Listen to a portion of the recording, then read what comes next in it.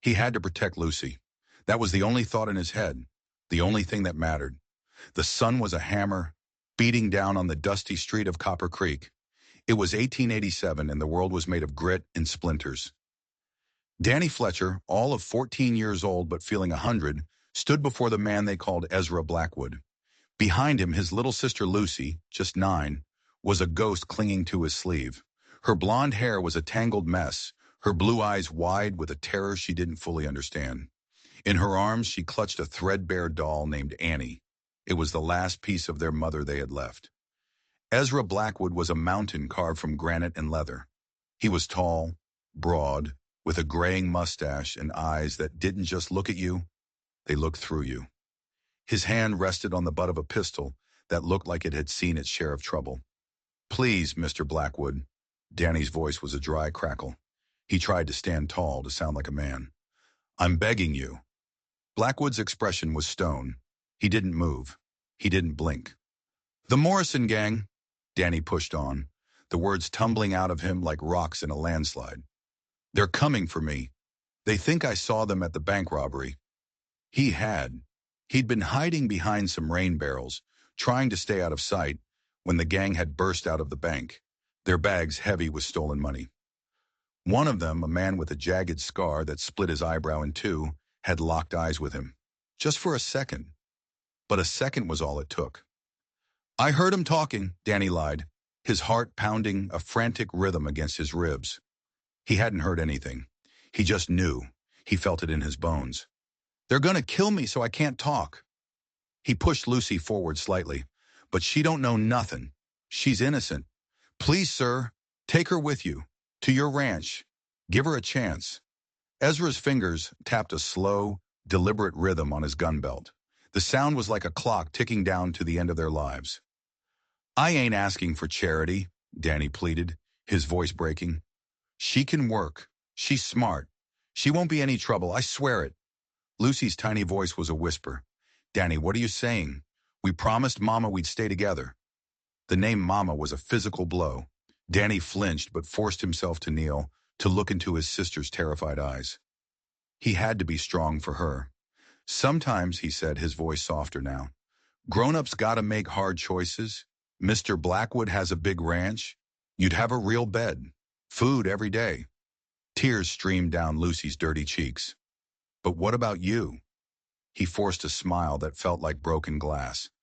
"Don't you worry about me. I'm tough. I'll head west. But you deserve better than this." Ezra Blackwood finally spoke. His voice was deep, like rocks grinding together. "Boy, you say the Morrison gang is after you. Jed Morrison doesn't leave loose ends." He paused, his dark eyes boring into Danny. "What makes you so sure they know it was you?" "The scar," Danny said, his voice gaining a sliver of confidence. "The one with the scar across his cheek. He looked right at me. He knows."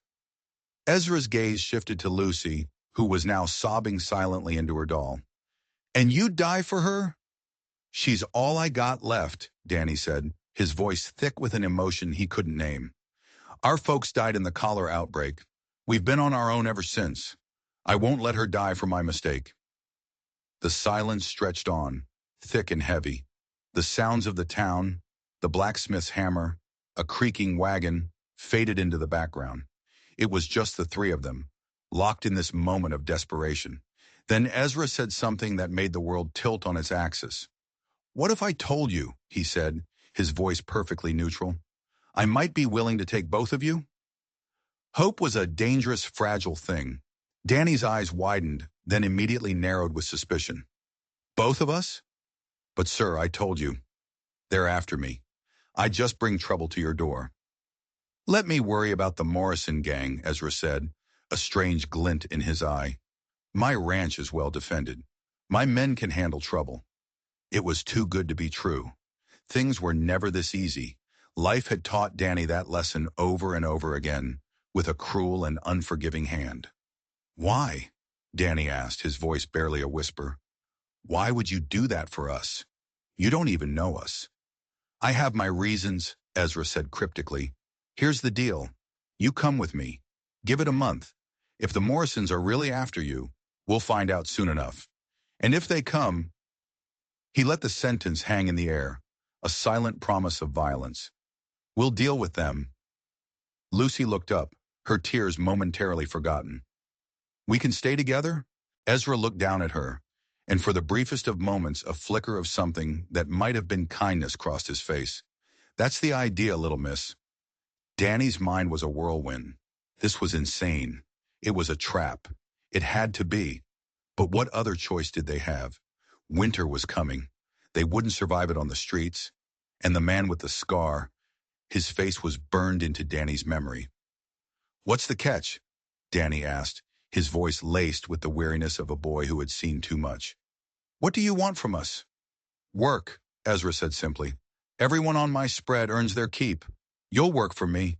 The girl will help in the house. Everyone contributes. It was more than fair. It was a miracle, a dangerous miracle. We leave now, Ezra said, untying his massive black stallion from the hitching post. A supply wagon is coming through. You'll ride in the back. My ranch is a day's ride from here. Danny knelt beside Lucy one last time. What do you think? She clutched her doll and nodded. If you're coming too. I'll be right there, he promised. Ezra mounted his horse, looming over them like a hawk. One thing you need to understand, he said, his voice turning hard as iron. Once you come to my ranch, there's no going back. You'll be under my protection, but you'll also be under my authority. You do what I say when I say it. No questions. Is that clear? Danny nodded. Yes, sir. Good. Gather your things. We leave in an hour. As Ezra rode off, Lucy tugged on Danny's sleeve. Danny, are the bad men really coming for you? He looked into her innocent eyes and felt a pang of guilt for the terror he'd put there. The truth was, he didn't know for sure. He'd seen the man. The man had seen him. The rest was just fear, a wild animal gnawing at his gut. But fear was enough. He couldn't risk her life on a maybe. We'll be safer with Mr. Blackwood, he said, trying to convince himself as much as her. They gathered their meager possessions, a change of clothes, their father's old knife, a locket with their mother's picture. Everything they owned fit into a single burlap sack. As the sun bled across the sky, a large supply wagon rumbled up the street. Ezra rode beside it, his face an unreadable mask. He motioned for them to climb in the back, among the sacks of flour and barrels of nails. This is it, Luce, Danny whispered, pulling her close. A new life. I'm scared, she whimpered. Me too, he admitted, his arm tightening around her. But we've got each other. As the wagon lurched forward, carrying them out of Copper Creek and into an unknown future, Danny stared at Ezra Blackwood's back. He didn't see the strange, calculating smile that touched the rancher's lips. He didn't know that this wasn't an act of charity. It was the beginning of a test, and they had no idea they were about to fail. The journey was a bone-jarring crawl through a world that grew wilder with every turn of the wagon wheels. They left the dusty plains behind, climbing into rolling foothills choked with pine and scrub. The air grew thin and cold, smelling of snow and secrets. Eagles circled high overhead, their cries like lonely ghosts. Danny had never seen anything like it. It was beautiful and terrifying all at once. Look, Lucy, he whispered, pointing to a family of deer drinking from a stream. Lucy, who had been huddled in a silent ball of fear, peered over the side of the wagon. For a moment, the raw beauty of the wilderness seemed to chase the shadows from her eyes. It's like one of Mama's fairy tales, she breathed. That night they camped under a canopy of stars so bright they felt close enough to touch. The wagon driver, a grizzled old man named Pete, cooked beans over a crackling fire. Ezra remained silent, a watchful sentinel staring into the darkness, his eyes constantly scanning the tree line. Mr. Blackwood? Danny finally ventured. How much further? We'll be there by mid-morning, Ezra replied, his face a mask of flickering shadows in the firelight. My spread covers the whole valley. Built it myself over 20 years. There was a strange pride in his voice, but something else too. A deep, aching loneliness that all the land in the world couldn't fill. Danny saw it for just a second before the stone mass slipped back into place. Ezra turned his attention to Lucy. What's the doll's name, little one? Annie, she whispered, holding the doll tighter. Annie's a fine name. Ezra said, his voice a little softer. I bet she's seen a lot of adventures. And just like that, the dam broke. Lucy started talking, her little voice filling the quiet night with stories of their life on the run. Hiding in mine shafts during storms, trading boots for medicine, catching fish with their bare hands. She talked, and Ezra listened. He didn't just listen. He studied her. Danny saw it. It wasn't kindness in the rancher's eyes. It was evaluation. He was weighing them, measuring them. But for what? You've been through a lot, Ezra observed when she finally fell silent. We take care of each other, Danny said firmly. Always have. I can see that, Ezra said, and stood up. Get some rest. Tomorrow's a long day. Danny lay awake for hours, staring at the Milky Way splashed across the sky. Something was wrong. This whole situation felt wrong. Why would a man like Ezra Blackwood, a man who seemed to want nothing to do with anyone, suddenly take in two stray orphans? There had to be more to it. He finally drifted off to a fitful sleep, only to be jolted awake by a sound that didn't belong. A twig snap. Close by. In the trees. Danny's eyes flew open. He lay perfectly still, straining his ears. The fire was down to glowing embers. Old Pete was snoring softly by the wagon. Lucy was asleep beside him. But where was Ezra? His bedroll was empty. His horse, Thunder, was also gone from the picket line. Danny's blood ran cold. Had he abandoned them? Left them in the middle of nowhere? Then he heard it again. A low murmur of voices from the direction of the woods. Danny slipped out of his blanket, his heart hammering against his ribs. He had to know. He crept towards the edge of the clearing, using the trees for cover. He peered through a thicket of bushes and saw two figures. One was Ezra, his back to Danny. The other was a rider on a dark horse, his face obscured by the shadow of his wide-brimmed hat. Are they the ones? The stranger asked, his voice a low growl. The boy and the girl, Ezra confirmed, just like you said. And the boy, does he have it? I don't know yet, Ezra said.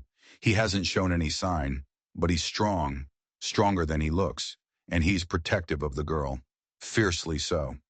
The stranger grunted. He needs to be. Is the exchange still set for the end of the month? As planned, Ezra replied. Just get the payment ready, and make sure the Morrisons stay clear until then. Their blundering already almost ruined everything in Copper Creek. Danny felt the air leave his lungs. The Morrisons. An exchange. Payment. It all clicked into place with horrifying clarity. This wasn't a rescue. It wasn't a test of character. It was a transaction. Ezra Blackwood hadn't saved them. He had bought them. The world had shrunk to the space between Danny's own frantic heartbeats. Payment, exchange, the boy and the girl. The words echoed in his head, a death knell for the fragile hope he had allowed himself to feel. He stumbled back from the trees, his mind reeling, a cold dread seeping into his bones. He had to get Lucy. They had to run. Now. Before he could take another step, a hand clamped down on his shoulder. Hard. Danny froze, his blood turning to ice. The day starts early on a ranch, boy. Ezra Blackwood's voice rasped in his ear. Best you get used to it. Danny turned slowly, his face a mask of terror he couldn't hide. Ezra stood there, his expression as unreadable as ever. Had he heard? Did he know Danny had been listening? The rancher's eyes scanned Danny's face, and for a terrifying second, Danny was sure he was a dead man. But then Ezra just grunted. Get back to your bedroll. Another hour till sunup. He walked away, leaving Danny shaking in the pre-dawn chill. It was a warning, a clear, unspoken threat. I know you were listening, and there's nothing you can do about it. The rest of the journey was a silent torture. Every creak of the wagon, every glance from Ezra, sent a fresh wave of panic through Danny. He held Lucy's hand so tightly his knuckles were white, a desperate, silent promise that he would not let them be separated. He would not let her be sold. Around noon they crested a high ridge, and the valley spread out below them like a promised land. It was vast and green, with a silver river snaking through its heart. And there, nestled in a grove of cottonwood trees, was the ranch. It wasn't just a homestead. It was a fortress, a main house that was 2 stories tall, massive barns, in a sprawling network of corrals and outbuildings. "Welcome to the Blackwood Ranch," Ezra said, a grim pride in his voice. Danny's heart sank. It wasn't a home. It was a prison, a beautiful, sprawling prison from which there would be no escape. As they rolled into the main yard, a dozen ranch hands appeared. They were a hard-looking crew, their faces weathered and scarred. They moved with a quiet efficiency, their eyes constantly scanning their surroundings, and every single one of them was armed. They weren't cowboys. They were guards. A middle-aged man with kind eyes but a weary face approached them. Ezra called him Miguel. "Take care of the supplies," Ezra ordered. "I'll get our new arrivals settled." Miguel's eyes flickered towards Danny and Lucy, a flash of something unreadable in their depths. Pity? Warning? Danny couldn't tell. Ezra led them not to the main bunkhouse, but to a small isolated cabin set apart from the other buildings. It was clean, furnished with 2 small beds and a stone fireplace. A perfect little cage. "Get settled in," Ezra said. "Miguel's wife Rosa will bring you food. Tomorrow your work begins." As soon as he was gone, Lucy looked around in awe. "Danny, is this real? Are we really going to live here?" He couldn't bring himself to tell her the truth. He couldn't shatter her fragile happiness. "I think so, Luce," he choked out. "We just have to work hard." That evening, Rosa arrived with a tray of hot stew and fresh bread. She was a warm, motherly woman, but Danny saw the same look in her eyes that he'd seen in her husband's, a deep, sorrowful pity. She showed Lucy where things were, her hands gentle, her smile sad. As she was leaving, she pressed something into Danny's hand. He looked down. It was a small, crudely carved wooden bird. "Para la buena suerte," she whispered, "for good luck. You will need it." Then she was gone. The next few days were a blur of grueling work and constant, gnawing fear. Danny was put to work with Miguel, mending fences at the far edges of the property, mucking out stalls, hauling feed until his back screamed and his hands were raw and blistered. He worked without complaint, trying to seem obedient, all the while mapping the ranch in his mind. He noted the patrols of the armed ranch hands, their routes, the times they changed shifts. He looked for weaknesses, for any possible escape route. There were none. The valley was a natural fortress, surrounded by impassable ridges on 3 sides. The only way in or out was the main trail, and it was guarded day and night.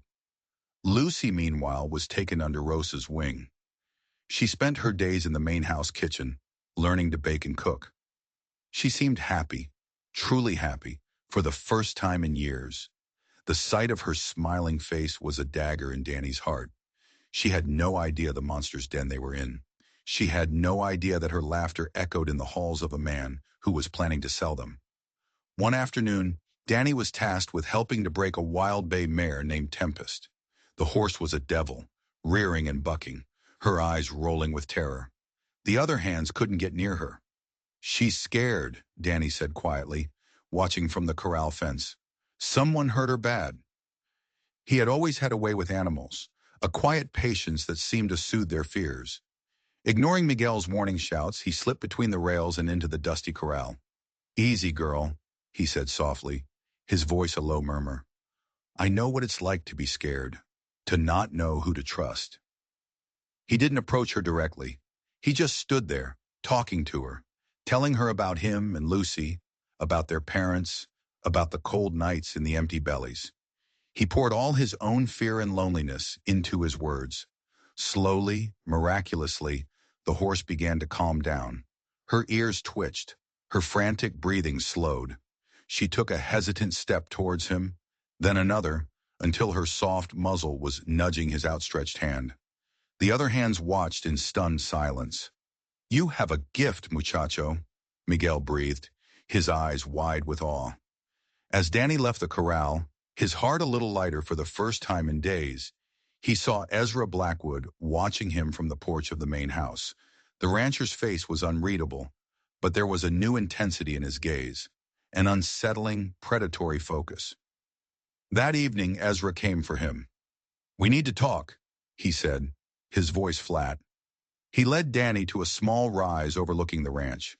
The sun was setting, painting the sky in bloody streaks of orange and red.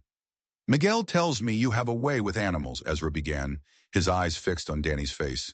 A way of earning their trust. Danny's heart began to race. I understand them, I guess. Tell me something, boy, Ezra said, his voice dropping low. If you had to choose, your life or your sister's, which would it be? The question was a bucket of ice water. Hers, Danny answered without hesitation. I'd die for her. Anything. Ezra nodded slowly, a strange, satisfied look on his face. Good. That's good to hear. Because the people I'm dealing with, they value loyalty. They value a boy who knows how to protect what's his. The pieces were slotting together, forming a picture more monstrous than Danny could have imagined. They weren't just being sold. Ezra was grooming him for something, showing him off, proving his worth to these mysterious buyers. What if I told you, Ezra continued, his voice turning colder than the mountain wind, that the story about the Morrison gang was a lie? Danny stared at him, his mind a blank slate of shock. What? There was a bank robbery, but the gang was caught days later. They were never after you. I just needed a reason to get you out of town without raising questions. A reason for you to come with me willingly. Relief was the last thing Danny felt. He felt used, manipulated. He was a pawn in a game he didn't understand. Why? He whispered. Because I needed you, Ezra said simply. Or rather, my business partners did. They've been looking for someone with your specific talents. Someone young, who can be molded. Someone with a fierce protective instinct. He took a step closer, his shadow falling over Danny. I run a very particular kind of operation here, boy. This ranch, it's more than just cattle and horses. We move valuable assets through this territory. Assets that need to be protected. Sometimes those assets are human. Danny felt sick. He finally understood. This wasn't a ranch. It was a way station for a criminal enterprise. Maybe slavers. Maybe something worse. And he and Lucy were the newest cargo.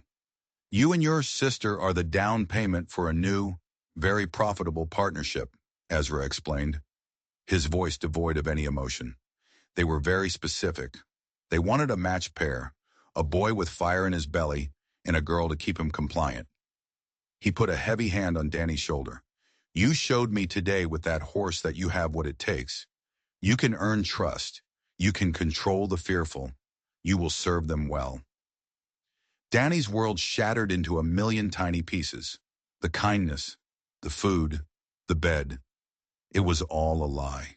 A fattening of the calf before the slaughter. What about Lucy? Danny asked, his voice trembling.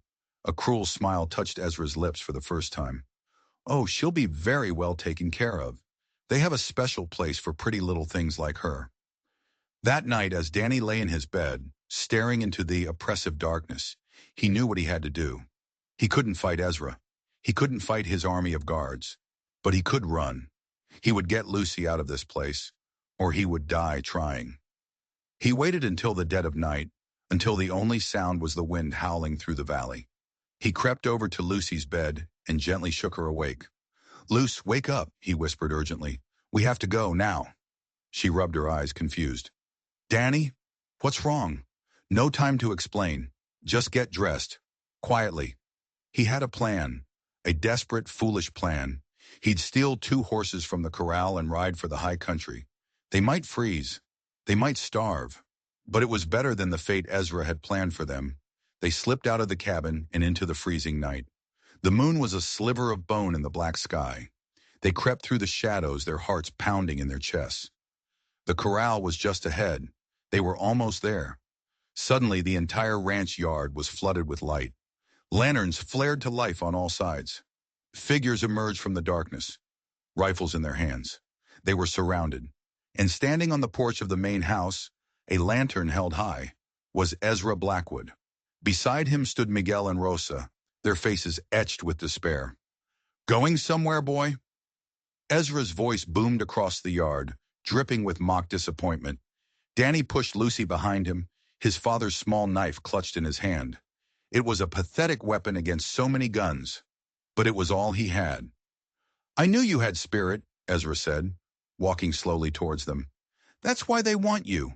But you just failed the final part of the test. He stopped a few feet away, his eyes glinting in the lantern light. You see, my partners are on their way. They'll be here in the morning to collect you, he said. I was hoping to present you as a loyal, obedient asset, but instead, you've shown yourself to be a liability. He sighed. Which means I can't deliver both of you in perfect condition. He nodded to two of his men. Take the girl to the main house. Lock her in the cellar. The men started forward. Lucy screamed and clung to Danny's leg. No! Danny yelled, brandishing the knife. Stay away from her! Ezra just chuckled, a low, rumbling sound that held no humor. You still don't get it, do you? Your defiance means nothing. Your love for your sister, it's just a lever for them to use against you. He took another step, his face hardening.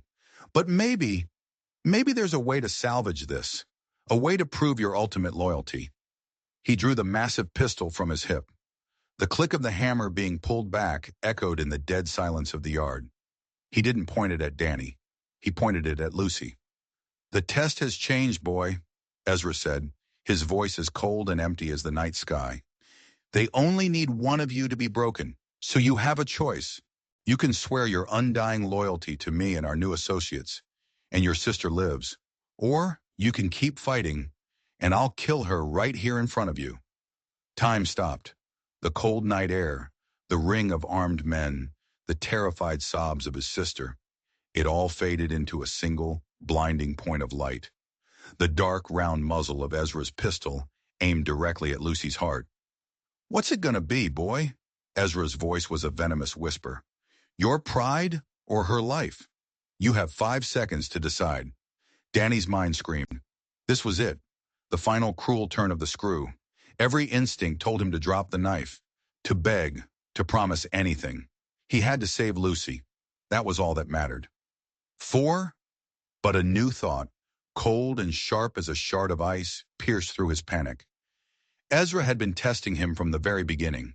The Morrison story, the work on the ranch, the choice between his life and Lucy's.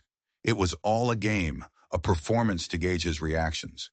What if this was just another part of it, the most brutal part? 3. If he broke now, if he surrendered completely, what then? He and Lucy would still be sold. They would still be delivered to these monstrous partners. He would spend the rest of his life as their slave, and Lucy would face a fate he couldn't even bear to imagine. His surrender wouldn't save her. It would only seal their doom. 2. He looked at Lucy, her small face streaked with tears, her eyes wide with a plea he couldn't answer. And in that moment, something inside him snapped. The scared little boy who had been running his whole life died, and something harder, something forged in the fires of absolute desperation, took his place. There was no escape. There was no surrender. There was only one path left. One. Go ahead, Danny said, his voice shockingly calm. Shoot her. The world went silent. Even the wind seemed to hold its breath. Ezra's cold smile faltered, a flicker of genuine surprise in his eyes. The armed men shifted uncomfortably. Miguel's face was a mask of horror. What did you say? Ezra hissed. Danny raised his chin, his gaze locked with the rancher's. I said shoot her, because if you do, you'll have nothing left to control me with. I'll have nothing left to lose, and I will spend every second of the rest of my life, however short it is, finding a way to kill you. He took a small step forward, the tip of his little knife gleaming. I promise you that. It was the ultimate gamble, a bluff played with the only card he had left, his own soul. Ezra stared at him, his mind clearly racing.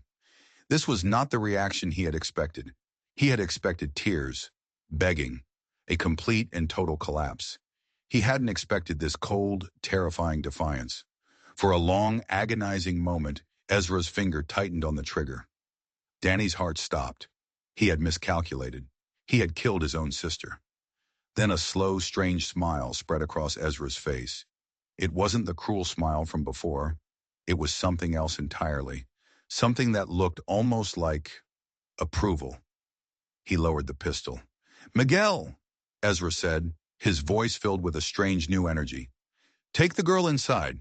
Give her some warm milk. He looked back at Danny, his eyes blazing with an intensity that was almost manic. The boy and we have some things to discuss. He turned and strode towards the main house, calling over his shoulder, "Bring him to my office." Danny stood frozen, the knife slipping from his numb fingers. He had faced down the devil and somehow won, but he had no idea what the prize was. Two guards grabbed his arms and hauled him toward the house. He caught one last glimpse of Lucy being led away by a visibly shaken Rosa, her small face a canvas of confusion and relief. They threw him into a chair in Ezra's office. It was a room of leather and dark wood, smelling of whiskey and gun oil. A massive desk dominated the space, and on the wall behind it was a map of the entire territory covered in strange markings and pins. Ezra poured 2 glasses of whiskey. He pushed one across the desk towards Danny. Danny ignored it. "You passed," Ezra said simply, taking a long drink from his own glass. Danny stared at him, bewildered. "Passed? Passed what?" "You were going to kill my sister." "No, I wasn't," Ezra said calmly. He reached into a desk drawer and pulled out his pistol. He opened the cylinder and tipped it. 6 heavy cartridges fell onto the desk. The gun had been loaded the entire time. Danny's blood ran cold all over again. "But I had to know," Ezra continued, leaning forward, his eyes boring into Danny. "I had to be absolutely certain. I had to push you to the absolute edge, to the point where you would be willing to sacrifice the one thing you love most in the world for the chance, just the chance, of winning the war." "What are you talking about?" Danny demanded, his voice shaking with a mixture of rage and confusion. "The partners? The sale?" "There are no partners," Ezra said. "There is no sale. There is no matched pair. I made it all up." Danny felt like his brain was short-circuiting. The lies were piled so deep he couldn't find the truth anymore. "The man in the woods. I heard you. The exchange. The payment." "That was Miguel," Ezra explained. "Playing a part. He's my foreman, my second in command, and my most trusted friend. The whole conversation was staged for you to overhear. Another part of the test." Danny slumped back in the chair, the strength leaving his limbs. "Why? Why would you do all this to us?" Ezra finished his whiskey and set the glass down with a heavy thud. His face, for the first time, seemed to lose its hardness. The granite mask crumbled, revealing a man hollowed out by a grief so profound it was terrifying to behold. "Because I am at war, boy," he said, his voice raw with a pain that was decades old. "And I'm losing." He stood and walked to the window, staring out at the dark, empty valley. "This ranch isn't a criminal enterprise. It's a sanctuary. It's the last stop on a line for people running from a man far worse than Jed Morrison. A man who owns politicians, judges, and lawmen across 3 territories. A man named Silas Croft." The name meant nothing to Danny. 20 years ago," Ezra went on, his voice a low growl, "I was a U.S. Marshal. I had a wife, Maria, and a son, Samuel. We lived in a small town east of here. I was building a case against Croft. Racketeering, murder, extortion. You name it, he did it. I was close, so close to bringing him down." He paused, his shoulders slumping. "Croft found out. He couldn't get to me, so he went after my family. The official report said it was cholera, a sudden tragic outbreak that only affected my house." He turned from the window, and Danny saw the tracks of ancient, unshed tears on his weathered face. "He had them poisoned. My boy was only 10. He made me watch." The air in the room grew thick and cold. The horror of it was suffocating. "I quit the marshals," Ezra continued, his voice dead. "I disappeared. I came here, to this valley, and I started building. I used my knowledge, my contacts to create this place, a refuge for anyone else Croft tried to destroy. Witnesses, people who stood up to him, families he ruined. I get them here, and then I get them out, west to California or north to Canada, where he can't reach them." He gestured to the map. "This isn't just a ranch. It's a fortress. My ranch hands are men whose lives were destroyed by Croft. They are soldiers, and we are fighting a secret, bloody war right under the nose of the law." It was all too much. Danny's head was spinning. "But us? Why us?" "Because I'm getting old," Ezra said, his voice weary. And Croft is getting stronger. I need a successor. Someone to take over when I'm gone. Someone with the right instincts. Someone who is loyal, intelligent, and unbreakable. Someone who understands what it means to protect family at all costs. He looked at Danny, and for the first time, Danny understood the relentless tests, the constant pressure, the impossible choices. I heard about you in Copper Creek, Ezra said. 2 orphans who survived the cholera outbreak, taking care of each other. I started watching you. I saw how you protected your sister, how you were willing to starve so she could eat. I saw the fire in you. He sat back down behind his desk. So I designed a test, a crucible to burn away everything but your true character. I needed to see if you would sacrifice her for your own safety. I needed to see if you would break under pressure.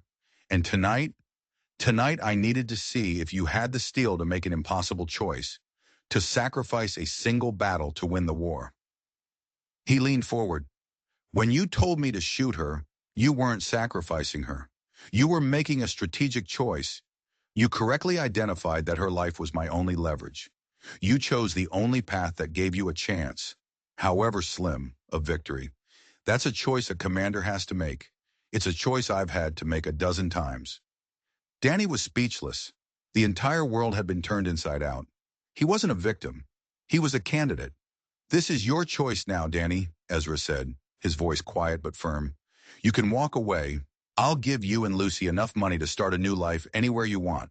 You've earned it. Or you can stay, you can learn, you can train, and one day you can take my place. You can become the protector of this valley. But I'm warning you, it's a life of violence, secrecy, and loss. He gestured around the opulent office. This is the price. You can have all of this, but you will always be alone. You can never have a normal life. You can never let anyone get too close. Danny thought of the fear, the running, the constant hunger. He thought of the man with the scar, a petty bully compared to the monster Ezra described. He thought of Lucy, sleeping safely in a warm bed for the first time in years. This place wasn't a prison. It was a shield. And Ezra wasn't a monster. He was a lonely, broken king looking for an heir to his violent throne. What do I have to do? Danny asked. A faint, tired smile touched Ezra's lips.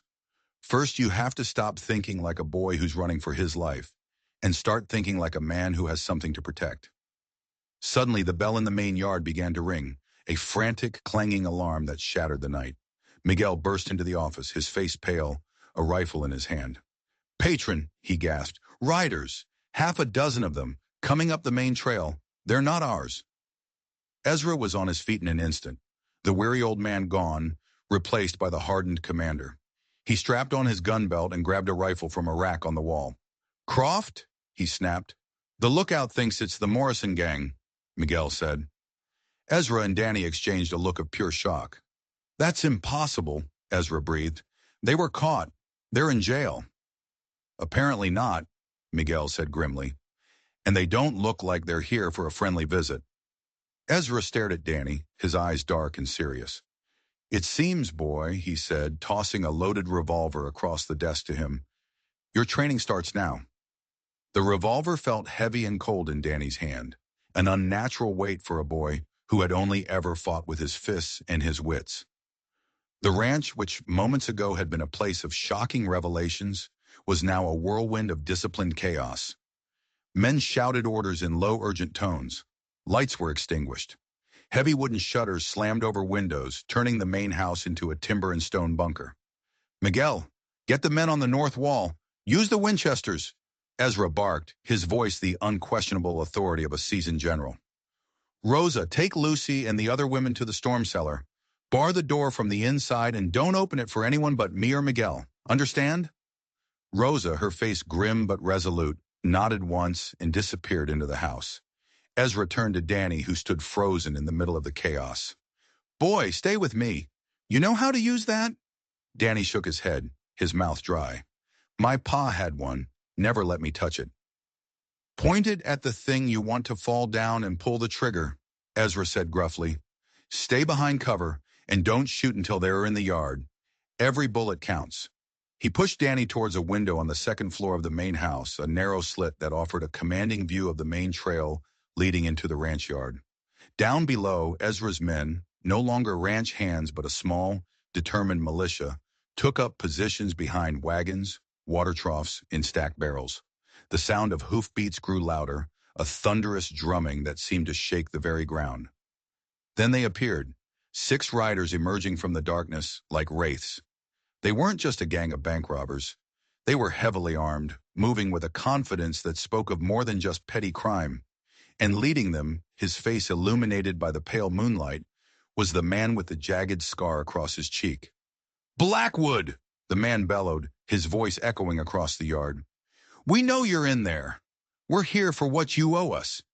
Danny's blood turned to ice. What you owe us? This wasn't about him. It was never about him. The Morrisons weren't here because he was a witness. They were here for Ezra. "I don't owe you bastards anything," Ezra yelled back from a window near Danny. "The hell you don't," Scarface shouted. "You cut us out of the Croft deal. We had a piece of that action, and you and your high and mighty code shut us down. Croft paid us good money to find out where your little hideaway was. And now we're here to collect." The pieces slammed together in Danny's mind with sickening force. The bank robbery, it hadn't been a random crime. It had been a probe, a test. The Morrisons were working for Silas Croft, hired to stir up trouble in Copper Creek, to draw Ezra out, to find a weakness. Danny hadn't just been a random witness. He had been the bait in a trap he never knew existed. And Ezra, in rescuing him, had walked right into it. "You're a fool, Jed," Ezra shouted. "Croft is just using you. Once you've served your purpose, he'll kill you all." "We'll take our chances," Jed Morrison screamed, and then he raised his rifle. "Light 'em up, boys!" The night exploded in a roar of gunfire. Muzzle flashes lit up the yard like deadly fireflies. Bullets splintered the wood of the house around Danny, whining past his head. He dropped to the floor, his heart hammering, the revolver useless in his trembling hand. This was real. Men were trying to kill him, to kill everyone. Below, one of Ezra's men cried out and fell, clutching his leg. The Morrisons were advancing, using the darkness to move from cover to cover, getting closer to the house. They were outnumbered, but they were aggressive, fighting with a wild desperation. "Danny!" Ezra's voice cut through the noise. "Shoot! We need every gun we've got!" Danny crawled back to the window slit, his hands shaking so badly he could barely hold the gun. He saw one of the outlaws darting between a barn and the main corral. He was a dark, fleeting shape. Danny lifted the heavy revolver, tried to aim, and squeezed the trigger. The gun bucked in his hand with a deafening roar. The bullet went wide, chipping a piece of stone off the barn wall a dozen feet from his target.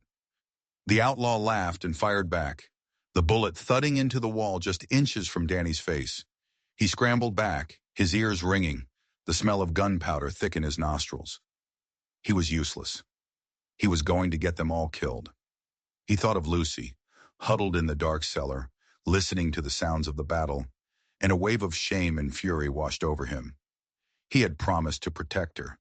He had stood up to Ezra, boasted of his willingness to die. And now, when it mattered, he was just a scared kid hiding on the floor. No. He took a deep breath, the cold air steadying him. Stop thinking like a boy who's running. Start thinking like a man who has something to protect. Ezra's words. He crawled back to the window, but this time, he didn't just aim at a person. He looked at the whole yard. He thought like an animal. He thought about fear. He thought about what had calmed the wild mare, Tempest, and he saw it. Near the main corral, a lantern that had been knocked over during the initial chaos was still burning, its flame flickering dangerously close to a pile of dry hay stacked against the fence. The wind was picking up, blowing from the house towards the corral. It was a crazy idea, a stupid, desperate idea. It would probably get him killed. He didn't care. "Ezra!" he yelled. "Cover me!" Before Ezra could answer, Danny was moving. He scrambled down the stairs and burst out the back door of the house. He ran low, keeping to the shadows, circling around the main firefight. Bullets zipped through the air around him. He could hear Ezra and his men laying down a heavy covering fire, their shots more frequent now, trying to keep the Morrisons pinned down. He reached the back of the corral, his lungs burning. The hay was dry as tinder. The lantern was just a few feet away. If he could just... A figure loomed up from behind a water trough. It was one of the Morrisons, his face a mask of surprise. He raised his pistol. Danny didn't think. He reacted. He threw himself forward, not with the revolver, but with the small knife he still had tucked in his belt. He slammed into the man's chest and they both went down in a heap. The man's pistol went off, the shot going harmlessly into the sky. They wrestled in the dirt, a desperate, grunting fight for survival. The man was bigger, stronger, but Danny was fueled by pure adrenaline. He twisted, brought the knife up, and slashed wildly. He felt it connect with the man's arm. The man roared in pain, his grip loosening for just a second. It was enough. Danny scrambled away, grabbed the fallen lantern, and hurled it with all his might into the haystack. For a moment, nothing happened. Then a single hungry tongue of flame licked up the side of the stack. A second later, the entire pile erupted in a whoosh of fire, a massive wall of heat and light that turned night into day. The horses in the corral, who had been panicked by the gunfire, went insane. Their terrified screams filled the air. They kicked and bucked against the wooden rails of the enclosure. The Morrisons, who had been using the corral for cover, were suddenly exposed, silhouetted against the roaring fire. Worse, the terrified horses, their eyes rolling with primal fear, burst through the burning fence. A stampede of pure, thundering panic, charging directly into the outlaws' flank. It was absolute chaos. Men screamed and scattered as the 1,000-pound animals crashed through their lines. It was the opening Ezra's men needed. Their rifle fire became more accurate, more deadly. One of the outlaws went down. Then another. Jed Morrison, his face a mask of rage and disbelief, saw his attack falling apart. He saw Danny standing near the inferno, the knife still in his hand. "You!" he shrieked and raised his rifle. Danny saw the flash from the barrel at the same time he felt a searing, white-hot pain tear through his shoulder. The force of it spun him around and threw him to the ground. His vision swam. The world was a blur of fire and smoke and shouting. Through the haze, he saw Ezra step out onto the main porch, his rifle at his shoulder, his face a mask of cold fury. He fired once. Jed Morrison staggered back, a look of surprise on his face. He clutched his chest where a dark stain was already spreading, and then he collapsed into the dust. The remaining outlaws, their leader gone, their attack broken, lost their nerve. They scrambled for their horses and fled into the darkness, leaving their dead and wounded behind. The silence that fell over the yard was as shocking as the noise had been. All Danny could hear was the crackle of the fire and the ringing in his ears. He tried to push himself up, but his left arm wouldn't work. He looked down and saw the blood, so much blood, soaking his shirt and pooling in the dirt beneath him. The world started to go dark at the edges. The last thing he saw before he passed out was Ezra Blackwood's face leaning over him, his expression a mixture of pride, fury, and a terrifying, heartbreaking fear. He woke up to the smell of antiseptic and the feeling of soft linen. For a moment, he thought he was dead. The pain in his shoulder was a dull, distant throb, a memory of the fire that had consumed him. He opened his eyes. He was in a real bed, in a room he didn't recognize. Sunlight streamed through a clean glass window. His shoulder was tightly bandaged, his arm in a sling. "He's awake." It was Lucy's voice. He turned his head and saw her sitting in a chair by the bed, her face pale but her eyes bright. Rosa was standing behind her, a gentle smile on her lips. "Danny," Lucy whispered, taking his good hand, "you were so brave." He tried to smile, but it came out as a grimace. "Are you okay, Luce?" "We're all okay," she said. "Because of you." Rosa came forward and felt his forehead. "You have been sleeping for 2 days," she said softly. "The doctor came from town. He said the bullet passed clean through. You are very lucky, Daniel." Daniel, no one had called him that since his mother died. He spent the next week in that bed, drifting in and out of sleep while Rosa and Lucy fussed over him. Ezra came to see him every day. He wouldn't say much, just stand at the foot of the bed, his face grim, and look at Danny with an expression the boy was beginning to understand. It was the look of a man terrified of losing the last thing in the world he had allowed himself to care about. On the 8th day, Ezra declared he was well enough to walk. He helped Danny dress and led him out onto the porch of the main house. The ranch was quiet. The scars of the battle had been mostly cleaned away, but the blackened, burned section of the corral fence stood as a stark reminder. They walked in silence to the small rise overlooking the valley, the same place where Ezra had laid out all his lies. The sun was warm on Danny's face. The Morrisons who survived the fight didn't get far, Ezra said, not looking at him. A posse from town caught up with them. They'll hang. And Croft? Danny asked. He'll know his probe failed, Ezra said. He'll know this place is not a soft target. It buys us time. But he'll be back. He never gives up. They stood there for a long time, watching the cattle graze peacefully in the distance. What you did, with the fire, the horses, Ezra began, his voice rough with emotion. That wasn't something I could have taught you. It wasn't something you learn. It's an instinct. You saw the whole battlefield and you found a way to win. I've known trained soldiers who couldn't do that. He finally turned to look at Danny, and his eyes were clear. The shadows were gone. The test is over, Danny, he said. The lies are done. From now on, only the truth between us. He reached into his coat and pulled out a thick envelope of papers. I sent for these a while ago, from the territorial judge. I was waiting for the right time. He handed them to Danny. Danny opened the envelope with his good hand. They were legal documents. He read the words, but his mind struggled to grasp their meaning. Petition for adoption, in the matter of Daniel Fletcher and Lucy Fletcher. Petitioner, Ezra Blackwood. I can't give you a normal life, Ezra said quietly. I can't promise you'll be safe. This war with Croft will probably follow us for the rest of our days. But I can give you a home, and I can give you a name, and I can promise you that as long as I am alive, no one will ever hurt you or your sister again. He looked out over the vast expanse of his valley, his empire of solitude. I told you that you must always be alone to do this job. I was wrong. I've been alone for 20 years, and all it's done is hollow me out. I don't want an heir to my ranch, Danny. I want a son. Tears welled in Danny's eyes, hot and sudden. He thought of his whole life, a long, desperate scramble for survival. He thought of his promise to his mother, to keep Lucy safe, to stay together.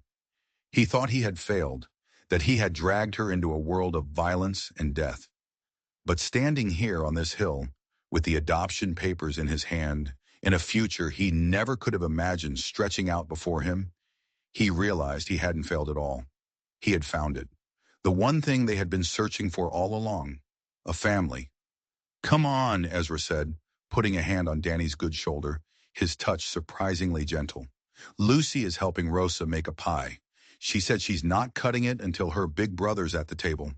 As they walked back towards the house, towards the smell of baking apples and the sound of his sister's happy laughter, Danny Fletcher looked at the man beside him, the fearsome rancher, the lonely king, the secret warrior, his father. And for the first time in a very long time, he felt like he was finally going home. If you were moved by Danny and Lucy's incredible story of survival and found family, do us a favor and hit that like button. It really helps our channel grow. And make sure you subscribe and turn on notifications so you don't miss our next tale from the untamed heart of the American West. Let us know in the comments below what part of the story shocked you the most.